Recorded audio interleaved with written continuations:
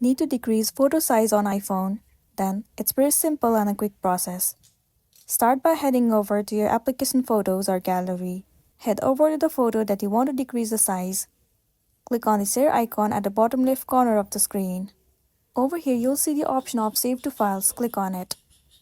You can rename the file as well. Once done, click on Save at the top right corner.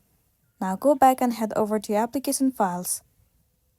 You will be able to see the photo that you have saved into your files. Tap and hold the photo. Click on Quick Action at the bottom. Tap on Convert Image. For the file format, you have to select HEIF. Select the image size. Let me select medium. And there you can see that the file size has been decreased from 147 KB to 31 KB. Likewise, you can decrease the size of any of the photo that you want, and then you'll be good to go. That's the end of the video. If this video helped you, give it a like and check out our next tutorial. Thank you.